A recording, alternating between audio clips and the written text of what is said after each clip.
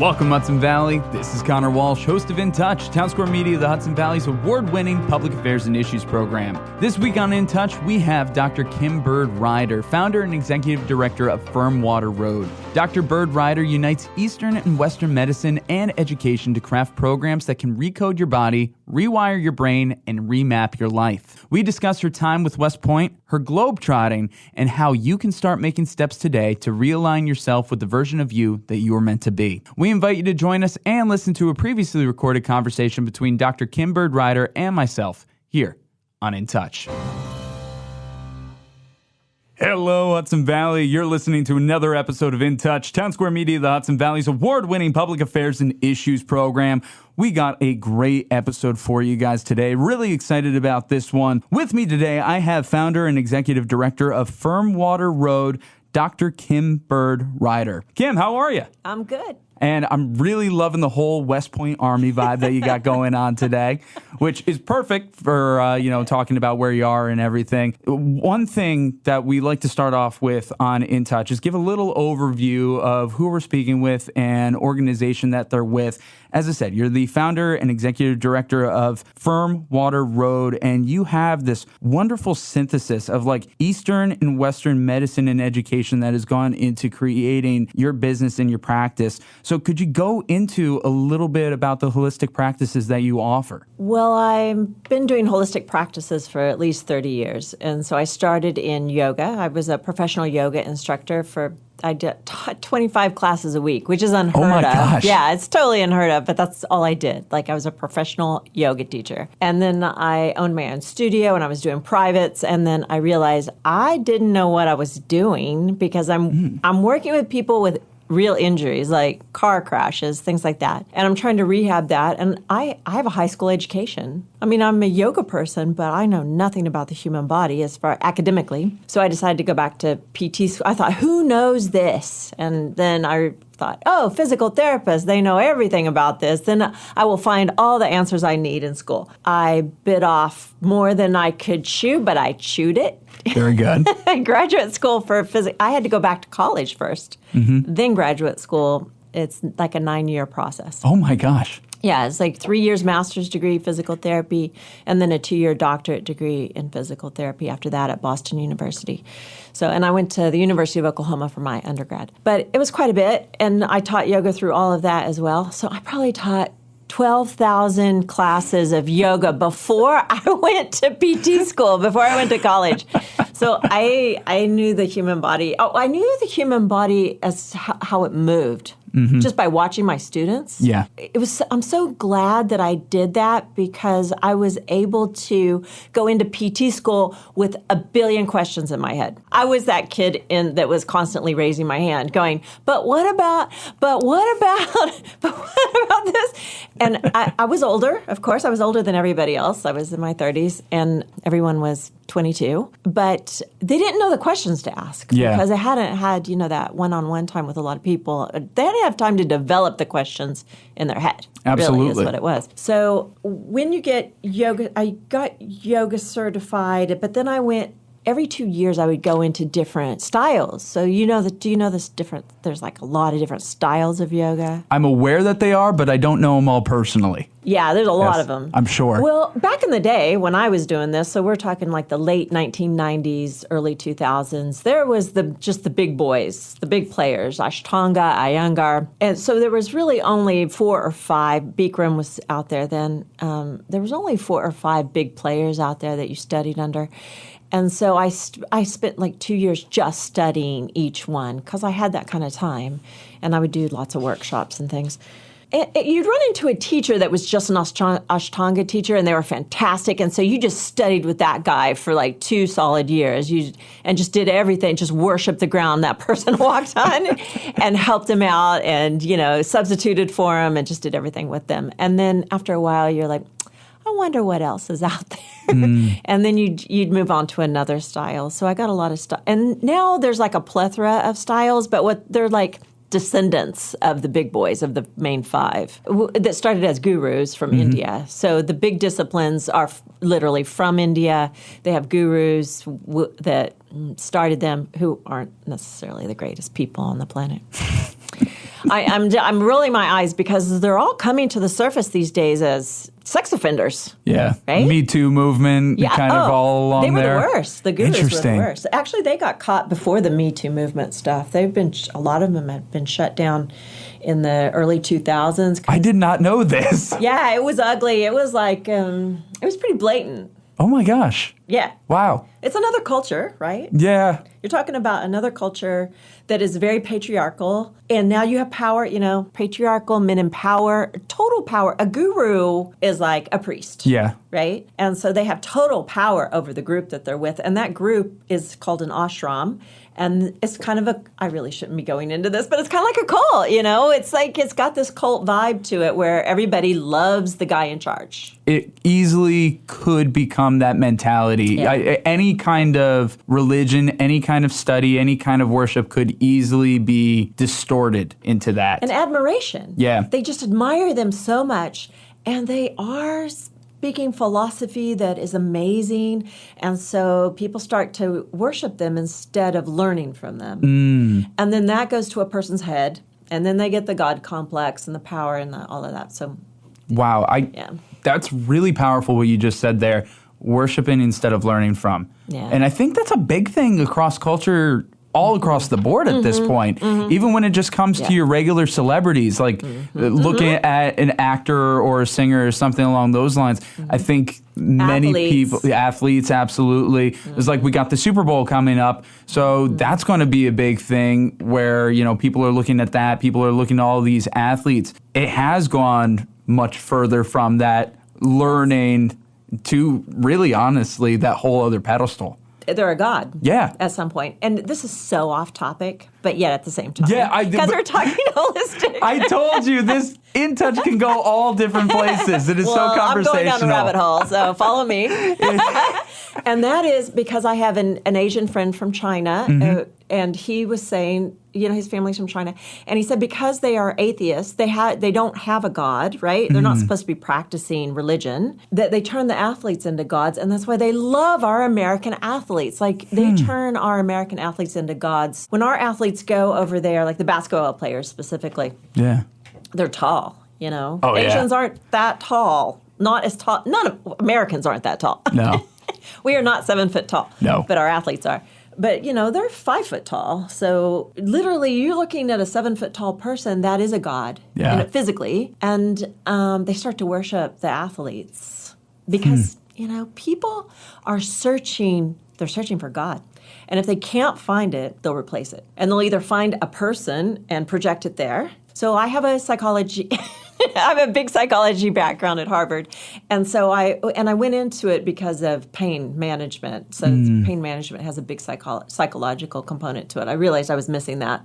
So I went to graduate school again to get more information on psychology to contribute. But I think the psychology component, even though I went into it for pain management for my science, physical therapy, I'm finding that it really lends itself to the holistic world. Yeah. When you look at why are people searching for God replacements? Or here's a good one, they become God. And that's a God complex. I mean, I am God, I'm the best, which is so easy. That's a trap we're all in, right? Yeah. I'm the center. Because really, all you can see is your world. So I must be the center of it. Yeah. And it's like, not really. But it's crazy. You can easily get lost into something like that. Absolutely. So to be able to have the background that you have, to be able to look into studying the minds, studying the bodies, it really lends into each other. So many places and so many things will try to treat each one separately, but what you do is look at it all together. You look at it as one thing, as I think it should be. And fortunately, a number of people I've talked to on the show believe as well. So that's great. That it should be more holistic. Oh, well, that it's more together. In that direction. And that's fantastic. And I think that's the way to look at it. So we got it from physicians. Yeah. I mean, look at the doctors. What they do is they specialize. Well, they have to because the body is so complex. If you want to know about the heart, you have to specialize in the heart to really know every aspect of it. But just because it works for physicians doesn't mean it works for that's not the way all of us should be doing business. And there are family medicine doctors that do everything, but they can't know everything about everything. So they end up specializing, but then we end up separating everything, and you go to a PT for your exercise program, you go to a psychologist for your mental program, and it's like, no one has that much time in a day. Time or money, honestly. Or money. Yeah. Money is the big one, too. Yeah. It's like, I don't have time or money to do that. Yeah. So and the truth is they all integrate together. They're actually one. You are one unit. Yes. You are not a brain and a body. The two cannot exist without each other. That'd be really awkward if it did. It would be, wouldn't it? But kind of cool. But that's what we do here's the thing is when somebody comes in with pain, so yeah, I'm working at West Point with the cadets, but everything I say here is my opinion, not their opinion. I was told that I needed to say that. So Getting that out of the way. I'm just going to get that out of the way. Get that out of the way. But when the cadets come in, you have to look at where they are mentally. Mm-hmm. And you're in the Army. You're in a different mental space than maybe a civilian is. Absolutely. And they're in a different space, whether they're a freshman or a senior. They're in a completely different mental space. So you have to meet everyone mentally where they are and then look at how much they've been educated on certain things, like weight training or whatever the topic is. And then you have to look and go, are they ready for this information? Because I can dump it on them and it'll just go in one ear and out the other. Yeah. So it's a whole analyzing process, and it really helps to have that psychology background of going, who is this person, where are they at mentally, and what process should we use here? And really, is this being... It's like the chicken and the egg. Is it coming from the body or is it coming from the mind? Well, if it's coming from the mind, it's going to affect the body. Yep. And then if it's coming from the body, it's going to affect... If you're not getting enough sleep because your back hurts, it's going to affect your mind. Yes. Absolutely. So it's this cyclical cycle there between all of those players. And I'm going to say there's more players than two. There's the brain and the body. Those are the physical players. And then the mind is different than the brain. So the mind is like your decisions and things like that. The brain is like the heart needs to beat. Yes. I need these hormones. I need this, I need that. Like it's the operator is the brain. Mm-hmm. And then the mind is your consciousness, let's say, like, where do I want to be in 2 years? Whatever. The mind is in charge of that. So there's your third. Oh, these are called koshas. They're from yoga philosophy. I'm Catholic, by the way, and I just a disclaimer of people going, you're pushing Hinduism. I get that sometimes, and it's like, not really. I don't practice that. But this is from yoga philosophy, which is older than Hinduism, and they got some great information. It's not worth you should not overlook great information. Absolutely. About the mind and the body and how it works. Especially ancient information means they processed it for hundreds and thousands of years. It's been around, Maybe you should listen a little bit to what they're saying. So these are the bodies, the koshas. And the goal of yoga is to integrate them together, to bring them together. The word yoga means union. You can hear how these are the same word. Yoga, union. All of those words are the same root. That's literally what yoga means. And so you're integrating the 5 koshas, the brain, the body, the mind. And then you've got the spirit, which is the chakra system. You've heard of that. Mm-hmm. And then the soul, the bliss body is the last one. The spirit is the energy system, like your aura, your personality, your ego. Your ego's in there. The energy system you put out, your anger, your emotions, your anger, when somebody steps into your energies, like at the grocery store, when someone gets real close to you and they're angry, you're like, you step away. You feel it. Yeah. You feel it. It's vibing off of them. Absolutely. And we actually know that, like from a physiological standpoint, scientists know that stress is contagious. Like literally, stress hormones come out through your skin and radiate out a certain distance from your skin. Like, I don't know what it is exactly. I think it's a foot, like 6 inches to a foot. Jeez. So if you're stressed out and I'm leaning over you, looking at your computer screen or whatever, I'm literally getting your stress hormones. Yeah. I'm absorbing them. And so that's kind of a scientific way to look at energy as well. Facial expressions, body language, all of that. I've heard vibrations as well, vibrations that we emit at times too. I've heard that. Yes. Yeah, exactly. The organs all have a frequency. They've checked all of that. They know what those frequencies are. And they're trying to use them for medicine nowadays. They use frequencies to break up kidney stones. Sounds great. Yeah, it's like they just send a frequency to the kidney stone and it bursts. Wow. Yeah. So frequencies are going to remember. Did you ever watch? What Star Trek? Yeah. Where Dr. Bones, he had that little he had the scanner, and he waved it over people, and then he was like, "Oh, well, you have this, this, and this." Mm-hmm. That may be closer to reality than you know. Like he's checking frequencies. Well, the frequency of the stomach is off, and the frequency of this is off, and the computer could calculate what that equals, like stomach cancer or something, when they put all of those codes in. That'd be great. I think that's coming. We're probably very close to it at this point. Yeah. Absolutely. Again, you're listening to In Touch, Townsquare Media, the Hudson Valley's award-winning public affairs and issues program. We're speaking with Dr. Kim Byrd-Rider, founder and executive director of Firmwater Road. Now I really want to talk about certain programs that you offer. I was looking on your website in particular, and you had certain things that really stuck out to me called Recode Your Body and Health, which focused more on the body side, but then you also had the Remap Your Life, Rewire Your Brain, and that's kind of more the mind, the soul aspect of it. So would you mind please going into those and what exactly you go through with the people that you work with in those categories? I think my contribution is not only bringing them together, because they don't do that. Like neurology doesn't, they just show you what they got. And body people show you what they got, but they don't teach you how to integrate them all. And I think that is my expertise. And then also, I really honed after studying and studying. You wouldn't even, it would blow your mind how much I study. I'm 57 years old, and I have done nothing but study since I was 25. But that's great. Yeah.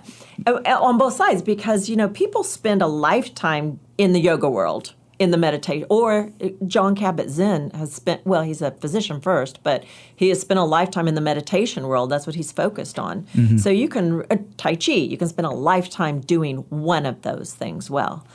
So to be able to have your hand in those, meditation, yoga, Tai Chi, and the science world as well, you just really have to constantly be studying both worlds to get enough information in. But I love it. I don't cook. I don't go grocery shopping. I don't do plants. There's so many things I don't do. But that allows me the time to be able to do these things. But that's good. Yeah. I'm kind of a savant that way. No, that's nice. No, you're able to take all these different things. Well, that's what they say, jack of all trades, master of none, but often better than a master of one. Right. Yeah. Right. And my one is a big one. Yeah. So, and I'm pulling science and holistic things together. Well, you're bringing it all together. Yeah. That's what makes you the jack of all trades there. So it takes quite a bit of energy to stay on top of those industries, honestly, because both of them are constantly, change. My contribution, honestly, is the spirit and the soul work that I've done. So even when I was in college, we had to pick a language, and mine was Biblical Greek. So I translated the New Testament Bible from Greek into English. So I chose those kind of things for electives. Yeah. And I was able to, and then I lived in Bhutan, which is basically Tibet.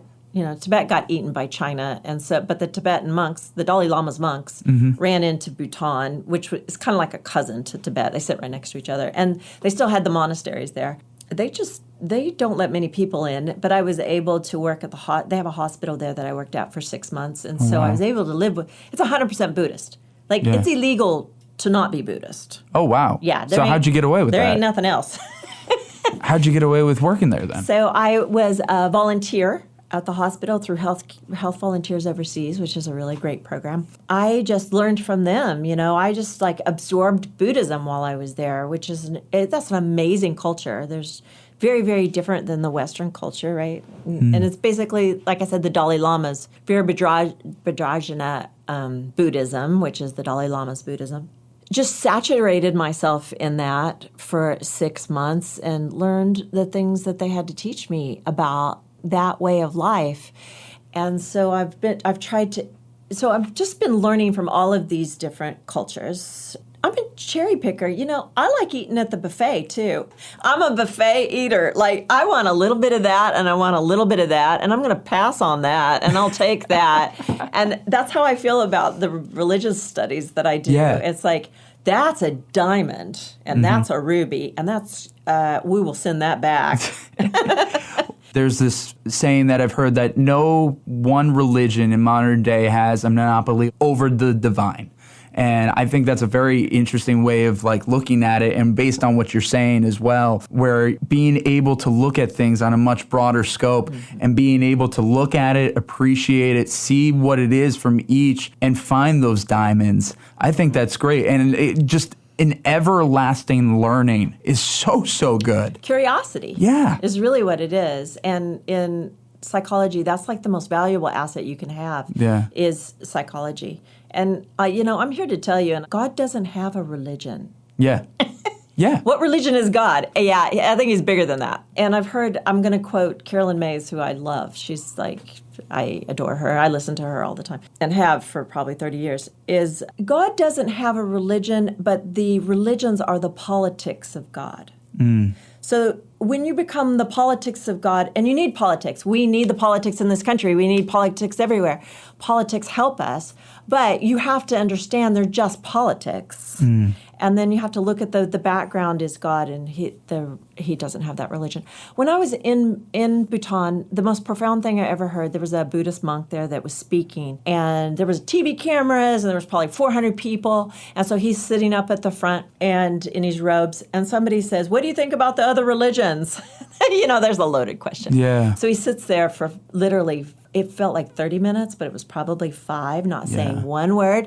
It was so uncomfortable. I was like, he's got to say something. I'm feeling bad for him. Yeah. Kind of a situation. And then he finally says, the religions are like boats, and they're all going to the same island. And we get too wrapped up in what boat you're on. Yeah. And eventually we all have to get out of the boat and stand on the island. So, let's have some perspective here. And some of the boats are really good, I got to admit. I've chosen one I like. I vibe with Catholicism, even though they've got tons of problems, right? There's some holes in that boat, right? Yeah. That we have tarred up and we're trying to fix. I grew up that way too. I have plenty I can say about it, so yes. Yeah, there's plenty of problems. Every boat has its own problems because it is just a boat. But some boats help you at different times in your life too. Yeah. Some boats are just stronger than others as far as what you can understand at that time. Yeah. And so, just quit shooting at other boats. It's ridiculous. I really, really love that imagery that you shared with that. I think that really streamlines the concept very, very well. And I really like that. So thank you for sharing that with us. I think that's great. Again, you're listening to In Touch, Townsquare Media, the Hudson Valley's Public Affairs and Issues program. We're speaking with Dr. Kim Byrd-Rider, founder and executive director of Firm Water Road. We've been speaking about the Eastern and Western medicines and practices that have gone into her practices. And honestly, this has been a great conversation about cultures, understanding, curiosity, religion, philosophy. Honestly, more than I was expecting out of this. And I love it. I love episodes like this that take us on different directions. It's like, oh, didn't expect that, but I love it. But it is so good. So we only have a few minutes left, but I want to touch on the fact, I mentioned already, you're wearing all the West Point stuff. You talked about West Point. You are currently working out of West Point right now, but you've done a lot of traveling, and that is, you're looking to kind of make a home base around here, but you really are a traveler, a nomad of sorts, if we want to go there. Gypsy, another great word. So your practice takes you just about everywhere. You do it based on contracts, correct? I do, but every morning I say the same prayer, and if you go on my YouTube channel, that prayer is on there. Like, I listen to my own YouTube channel every morning. That's why I put it there, so I could listen to it on the way to work. There you go. And it has everything in it that I need, and it took me months to compile it. Anyhow, one thing in it that it says every morning is, God, open the doors that need to open and close the doors that need to close. Wow. And the doors you open, I will walk through. And I get some really nasty doors sometimes. But I have made that vow. And I walk through them. Like even West Point, beautiful door, daunting, intimidating, absolutely scary. I'm a civilian. I'm a yoga teacher civilian. Like, what do I have in common with the Army? That's what was going through my head, right? Doubts. All of that stuff is going through my head. And I'm like, and the door went wide open, and I was like, Lord, I will walk through it. You opened it. Here we go. And I walk through it, and it's the most beautiful door I've ever been through. And I love the Army people. And I'm just like, I have more in common with them than I've ever had with anybody in my entire life. Wow. But I would never would have known that if I hadn't had the courage. It took pure courage. Even my boss was in there going, because I told her this, like the first week, and she's like, you have courage. Yeah. And it was like, and courage is, I don't know, there's tons of definitions, like fear, but you do it anyway. Yeah. Kind of a thing. And that's what they're doing in the Army as well. Yeah. That's not easy, the job they do. They're afraid, but they have the courage to keep doing it anyway. And so I found a real identity with them, believe it or not. They're That's not amazing. like the movies. Yeah. They're really great people That's amazing. that are just doing their job and doing the best they can. And they, I admire them. That's so cool. I'm proud to be a part of it. I'm glad that you are a part of it. And I'm glad to have you around here. Yeah, Absolutely. So for people who are interested in learning more about you and what you do, like checking out your YouTube channel, as you mentioned, or any other social media or your websites, where should people go to find your information? Well, my YouTube channel has lots of exercises and things on it, and like that. That's one spiritual thing is the prayer that, like I said, I have to have it every day. But my website is firmwaterroad.com. And firm water, by the way, do you know what that means? Oh, actually, I was meaning to ask that. I had a note and I didn't, and we got caught up in everything else. I didn't ask. I know. Well, I didn't realize that firm water actually is a reserve of water that the engineers use for when the land goes on the highest drought on record. Oh, wow. They don't pull that water out until they're at high levels of drought, and then they pull out the firm water reserve. And so I just feel like what I do is that. I feel like we're in a drought, and we're getting to a really bad drought, but there is firm water out. There is a reserve. Yeah. And you can find those reserves. I've spent my lifetime looking for those reserves, and they're confusing, and they're isolated, but I have spent a lot of time putting the pieces together so that and that's what you'll find in my yoga certification and any workshops that I do. You see there's 12 courses on there. Some are psychological and some are physical. But I spend a lot of time simplifying the complexities of all these philosophies and religions and science. Science is complex too. Yep. So I'm pulling all of those things together and trying to simplify it and make it a workable concept that you can apply in your life every day and get this job done and not have to move to an ashram, not do the eat, pray, love thing where you go to, where you go to India and live in an ashram for 7 years and remove yourself from the world. You don't have to do that. But you do have to do that to learn from one guru. But that's a big waste of time. Like I said, there's all of these other arenas that you have to learn from. That one guy isn't going to teach you everything you need to know. Yeah. Well, he'll teach you something. Yeah. And he'll get your boat a little further, or that is a boat. Actually, he's offering you a boat. But you got to get across the ocean. Yeah. It's just going to take more than that. I guarantee it. I know. I've been looking for it. I've been looking for the boat. But no, that is fantastic. And I love the work that you're doing. Again, Dr. Kim Byrd-Rider, and you can find her information at firmwaterroad.com. Of course, we'll have all the links and information into the description of this episode. Kim, thank you so much for being here on this episode. I've had such a great time. This has been so good. Of course. Again, you've been listening to In Touch. We've been speaking with Dr. Kim Byrd-Rider. You can find all of her information in the link in the description of this episode below. So again, Kim, thank you so much. You're so welcome. Thank you for having me. This has been this week's edition of In Touch, the award-winning public affairs and issues program that runs across Townsquare Media, the Hudson Valley radio stations. We want to give a big thank you to Dr. Kim Byrd-Rider. For more information on Firmwater Road, visit firmwaterroad.com. Of course, all links and information can be found in the description of this episode. I've been your host, Conor Walsh. Until next time, stay curious, keep an open mind, and as always, I'm glad we get to spend some time